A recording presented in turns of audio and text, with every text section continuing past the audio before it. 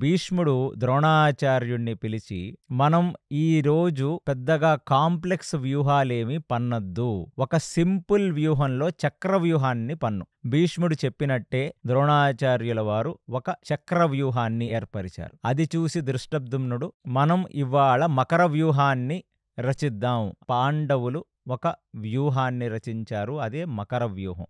ఇప్పుడు కౌరవుల వైపు భీష్ముడు మధ్యలో, అంటే చక్రవ్యూహానికి స్టార్టింగ్లో భీష్ముడుంటే, ఇవాళ భీష్ముడికి భయంకరమైన ప్రొటెక్షన్ కల్పించాడు దుర్యోధనుడు. ఎందుకంటే దుర్యోధనుడికి ఒకటి అర్థమైంది, ఎంటైర్ ఈ కౌరవ సేనలో ఎవరైనా శ్రీకృష్ణుడితో అర్జునుడితో యుద్ధం చేసి నిలవగలరంటే అది కేవలం భీష్ముడు మాత్రమే. ఇవాళ భీష్ముడికి, ద్రోణాచార్యుడిని, ఆ జయద్రథుణ్ణి, బాహ్లీకుణ్ణి, ఈ ముగ్గురిని భీష్ముడు పక్కనే ఉండి భీష్ముడు చేసే యుద్ధంలో ఆయన పక్కనే ఉండవలసినదిగా దుర్యోధనుడు కోరాడు. ఇప్పుడు పాండవుల వైపు ఆ ముసలి నోరు ఆకారంలో ఇవాళ ధృష్టద్యుమ్నుడు, పక్కన అభిమన్యు, వీళ్ళిద్దరూ అక్కడ నించున్నారు.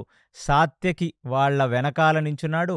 ఈ పాండవులలో ఉన్న మిగతా నలుగురు, ధర్మరాజు, భీముడు, నకులుడు, సహదేవుడు, వీళ్ళు నలుగురు కాళ్ల దగ్గర నించున్నారు. ఆ తోక భాగం మొత్తం కూడా అర్జునుడు పాండవ సేనలన్నిటినీ ప్రొటెక్ట్ చేసుకుంటూ అక్కడ నించున్నాడు. ఎందుకంటే ఇప్పుడు ఫస్ట్ ఆ చక్రవ్యూహాన్ని ముందు నుంచి భేదించాలి. ఒకవేళ ముందు నుంచి భీష్ముడు అటాక్ చేసినప్పుడు భేదించటం కుదరకపోతే ఏ సైడ్ నుంచన్నా భేదించొచ్చు. కాబట్టి ధృష్టద్యుమ్నుడు అభిమన్యుడితో అక్కడ నించున్నాడు. ఇమీడియట్లీ ఇంకా వ్యూహాలు రెండు సంసిద్ధమయ్యాయి. వారి వారి యొక్క శంఖనాదాలు పూరించడం వాళ్ళు మొదలుపెట్టారు. ఆ రెండు వ్యూహాలు వచ్చి ఢీ కొట్టాయి. ఫస్ట్ ఎవరైతే స్టార్టింగ్ పాయింట్ లో ఉంటారో ఆ స్టార్టింగ్ పాయింట్ రెండు ఢీ కొట్టుకుంటాయి. ఇది చక్రవ్యూహంలో వస్తుంది. ధృష్టద్యుమ్నుడు, అభిమన్యుడు కలిసి ఫస్ట్ భీష్ముడు, ద్రోణుడు వైపు భయంకరమైన వానవృష్టి వాళ్ళు కురిపించారు.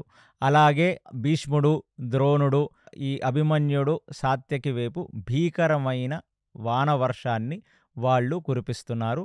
రెండు వ్యూహాలు ఇప్పుడు ఢీకొట్టుకున్నాయి.